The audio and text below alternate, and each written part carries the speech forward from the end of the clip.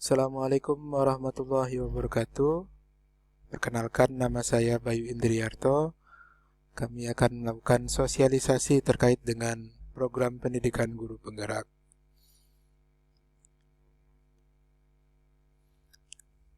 Adapun syarat-syarat untuk menjadi calon guru penggerak adalah yang pertama merupakan guru, baik itu PNS maupun non-PNS yang ada di sekolah negeri maupun yang ada di sekolah swasta. Kemudian yang kedua, memiliki akun di Dapodik. Yang ketiga, memiliki kualifikasi pendidikan minimal S1. Yang keempat, memiliki pengalaman minimal mengajar selama 5 tahun dan memiliki masa sisa mengajar tidak kurang dari 10 tahun. Bahan-bahan yang dipersiapkan untuk mengikuti seleksi dari guru penggerak adalah yang pertama, menyiapkan biodata, kemudian pengalaman selama mengajar, ini nanti dituangkan dalam kurikulum vitae, kemudian mengunggah kartu tanda penduduk, mengunggah surat izin dari pimpinan atau atasan, serta mengunggah surat rekomendasi. Terkait dengan jadwal seleksi, registrasi kemarin sudah mulai bisa dilakukan dari tanggal 10 Januari sampai dengan 18 Februari 2022. Kemudian akan ada verifikasi terhadap berkas-berkas yang kita masukkan, baik itu kurikulum vitae maupun IC, akan dilakukan validasi dari tanggal 21 Februari sampai 1 April 2022. Nah, jika lolos, maka akan muncul pengumuman nanti apakah lolos di tahap 1 atau tidak, tanggal 6 sampai 9 April. Dan ketika lolos, maka akan mengikuti seleksi tahap kedua, yaitu simulasi mengajar dan wawancara pada tanggal 11 April sampai dengan 21 Juni 2022. Kemudian pengumuman serta pendidikan dari guru penggeraknya akan dimulai dari 2 Agustus sampai November 2022 dan ada jeda dan akan kembali dilaksanakan pada Februari sampai Maret 2023. Ya, segera daftarkan diri Anda dengan melakukan registrasi melalui SIM PKB masing-masing. Adapun cara mendaftarnya kita lanjut pada sesi berikutnya. Terima kasih. Ya, rekan-rekan guru semua, sekarang kita coba mencari tahu bagaimana cara kita mendaftar untuk mengikuti seleksi guru penggerak ini. Yang pertama, kita buka SIM PKB di browsernya, boleh Firefox atau Google Chrome. Maka nanti akan diarahkan untuk masuk ke halaman GTK. Kemudian kita masukkan akun SIM PKB kita, masukkan kata sandi, dan kita masuk. Kemudian kita buka program guru penggerak di dalam SIM PKB.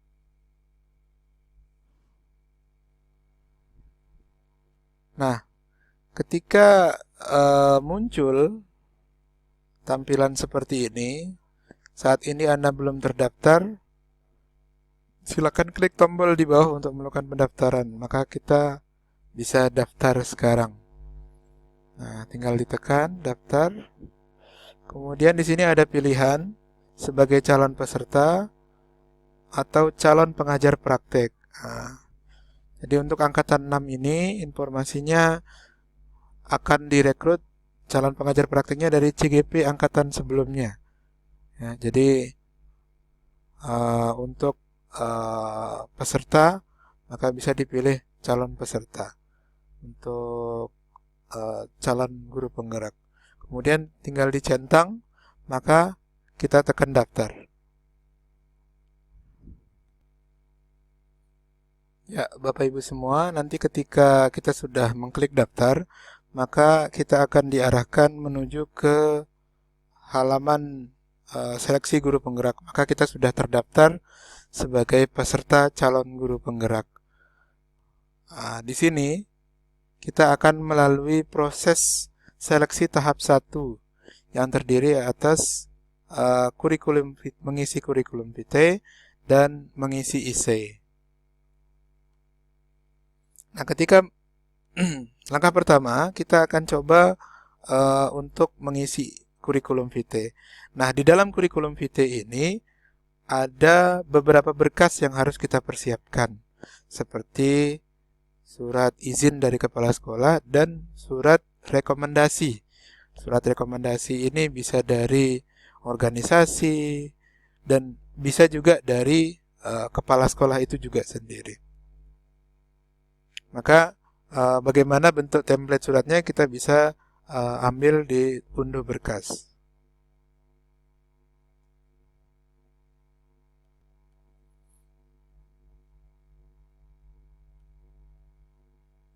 Ya, setelah kita mendownload unduh berkas ini, maka nanti di sini ada beberapa template yang bisa kita ambil sebagai contoh untuk membuat surat dukungan maupun surat rekomendasi tadi. Jadi di ini bisa kita ketik, ini misalnya surat rekomendasi, kemudian ada surat dukungan. Nah, ini diisi dengan kop surat di sekolah, kemudian nomor, diisi data kepala sekolah, memberikan izin kepada siapa, dan dicap sekolah seperti biasa. Nah, surat dukungan dan surat rekomendasi ini bisa di print. Setelah diisi, di print, kemudian ditandatangani dan di scan. Ya, jadi di scan. Kemudian berkas yang dibutuhkan lagi selain ini adalah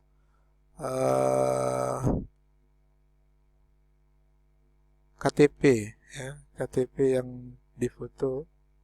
Kalau yang surat dukungan maupun surat izin maupun rekomendasi tadi itu dalam bentuk PDF. Ya, dalam bentuk PDF. Jadi setelah di-scan dalam.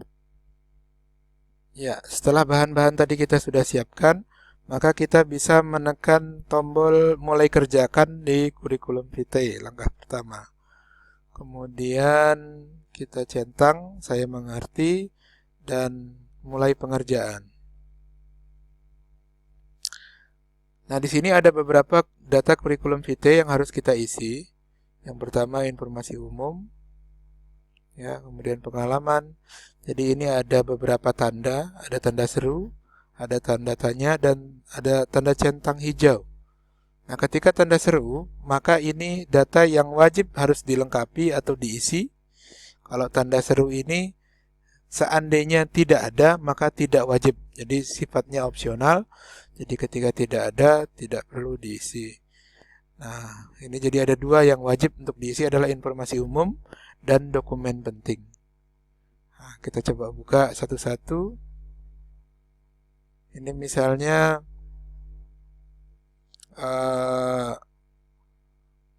data umum, maka ini ada beberapa data yang harus kita lengkapi. Jadi kita harus tekan ubah. Ya, ada beberapa data yang harus kita, terutama yang ada bintang merah. Jadi ketika ada lambang bintang merahnya, maka itu harus diisi. Ya, setelah sudah kita isi, maka kita tekan simpan. Ya, nah ini karena tidak saya isi, maka dia tidak bisa tersimpan. Jadi harus wajib untuk diisi. Ya. Nah, kemudian selain informasi umum, ada pengalaman mengikuti pelatihan. Nah, ini tinggal ditambah, kemudian diisi sesuai dengan kegiatan pelatihan yang diikuti. Jadi harus jelas siapa penyelenggaranya, tahunnya kapan, dan nama pelatihannya apa. Kemudian selain pelatihan, itu ada pengalaman organisasi. Ya, seandainya ada ikut SGI, PGRI, IGI atau apapun itu, silakan bisa diisi di sini. Kemudian sukarelawan. Nah, ini sukarelawan ini maksudnya dalam dunia pendidikan terutama. Ketika sukarelawan untuk bencana alam dan segala macam mungkin tidak relevan dengan apa yang dimaksud di sini. Jadi mungkin sebagai sukarelawan mengajar di daerah terpencil itu bisa dimasukkan sebagai pengalaman menjadi sukarelawan. Caranya sama, tinggal ditambah dan diisi dengan ketentuannya.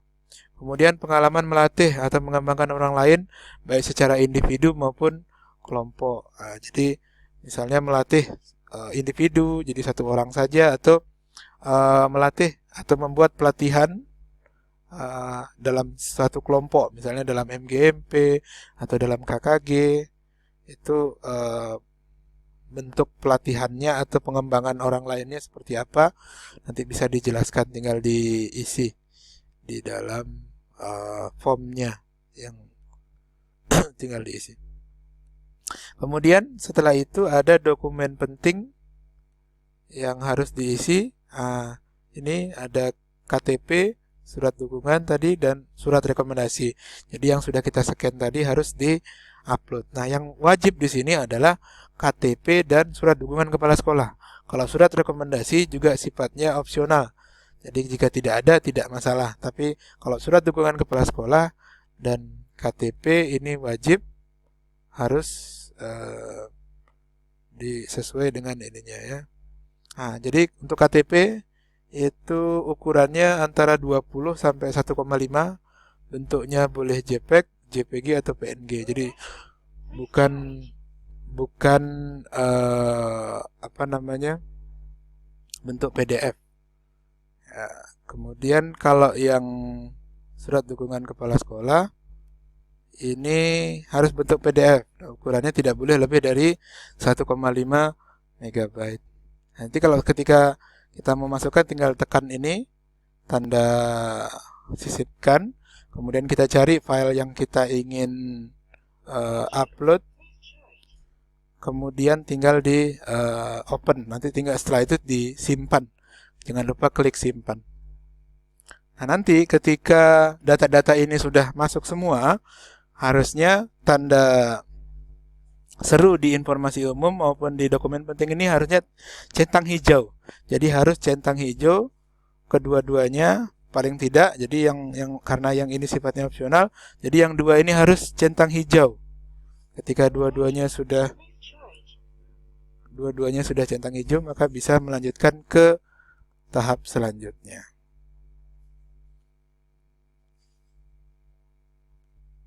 Ya. Setelah selesai mengisi kurikulum vitae, jadi harusnya ini centang hijau kalau dia sudah berhasil, maka langkah berikutnya adalah mengisi esai.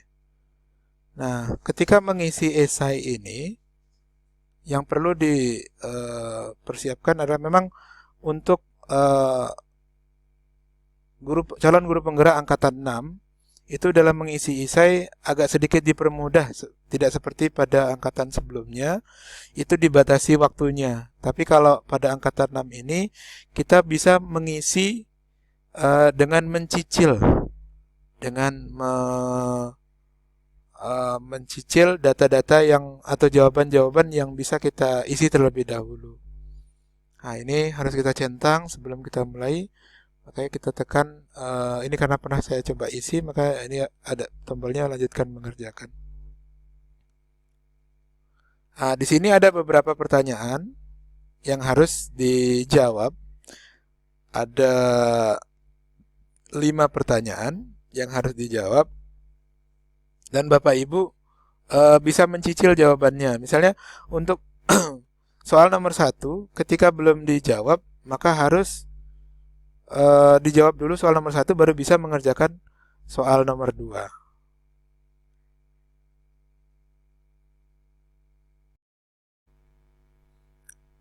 Ya, jadi pengisian essay ini berlangsung cukup lama.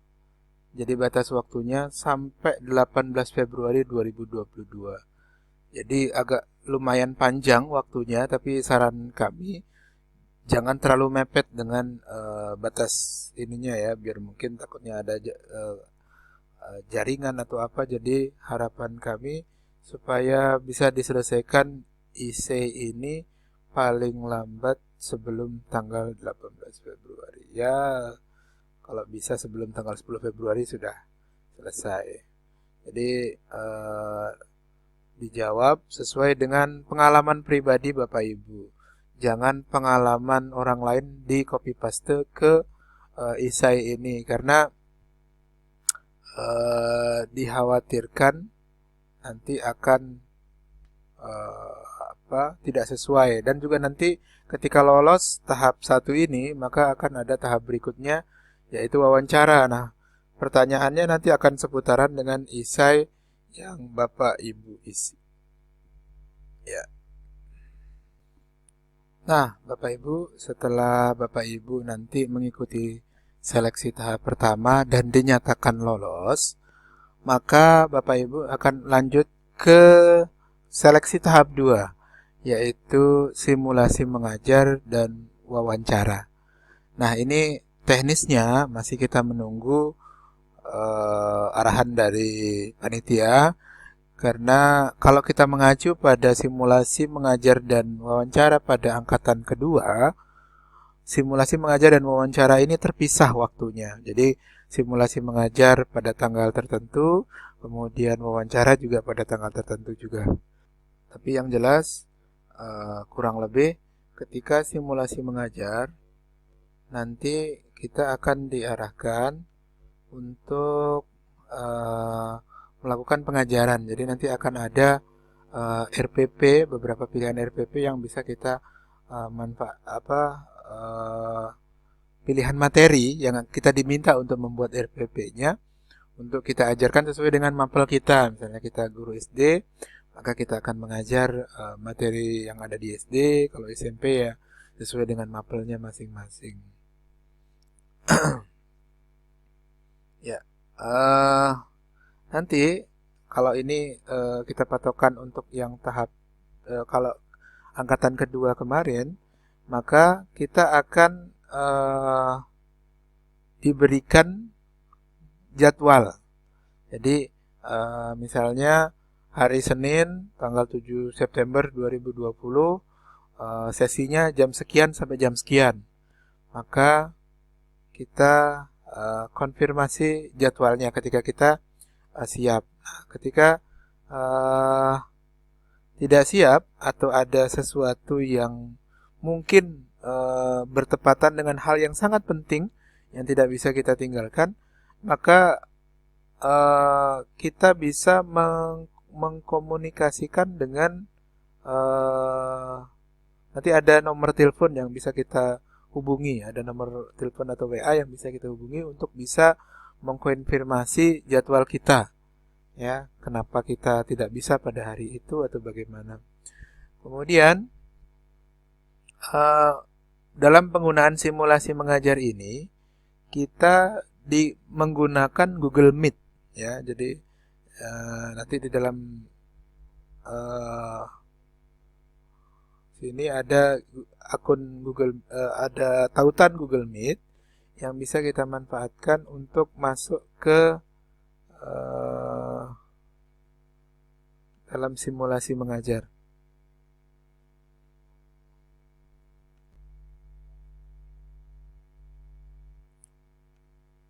Nah, nanti sebelum memulai ini tentunya ada beberapa hal yang harus kita persiapkan ya. Seperti RPP yang kita upload ya, kemudian ada ini ya, tapi usahakan kita menggunakan laptop sih dalam simulasi mengajar ini. Silakan nanti dipersiapkan bagaimana mendesain lokasi simulasi mengajarnya. Harus kondusif, harus sinyal bagus ya, memang harus bagus. Nanti akan ada 2 penilai yang akan melihat kita dalam mengajar, kemudian ada beberapa tanggapan terkait dengan apa yang kita ajarkan. Ya, ketika kita simulasi mengajar, nanti tampilan kita kurang lebih seperti ini ya. Jadi ada papan, kemudian papannya bisa kalau memang tidak ada yang besar ya bisa yang kecil ya, tergantung dari cara kita mendesain. Ini papan di sekolah juga bisa dipakai, atau papan yang ukuran yang lebih kecil juga bisa dipakai. Jadi laptop diletakkan di depan kita, kemudian kita menjelaskan, nanti bisa harus setengah badan paling tidak terlihat badan kita ya, jadi jangan hanya kepala saja. Ya, berbeda dengan simulasi mengajar yang harus berdiri, maka kalau wawancara itu bisa dengan cara duduk, karena agak lumayan lama juga kita diwawancarai. Kalau angkatan 2 dulu waktunya hampir 2 jam untuk diskusi terkait dengan nanti ada beberapa pertanyaan yang diberikan oleh asesor. Kalau simulasi mengajar sekitar hanya 10 menit ya, itu pun mungkin dipotong dengan 6 menit, kemudian ada beberapa tanya jawab di dalam simulasi mengajar tersebut. Ya, jadi itu dia beberapa hal yang mungkin bisa kami sampaikan. Jadi silakan Bapak Ibu mulai mendaftar ya. Jadi kalau memang dapat memenuhi syarat-syarat yang ada di persyaratan di awal tadi, maka Bapak Ibu bisa mendaftar, kemudian mengikuti seleksi tahap pertama. Jika lolos masuk ke seleksi kedua, nah, ketika lolos maka akan mengikuti pendidikan guru penggerak angkatan 6 yang akan diselenggarakan di bulan Agustus nanti. Jadi lumayan panjang proses seleksi ini, sehingga nanti Bapak Ibu sudah bisa memulai kegiatan pendidikannya di bulan Agustus nanti. Selamat mendaftar, semoga sukses. Terima kasih telah menonton video ini. Assalamualaikum warahmatullahi wabarakatuh.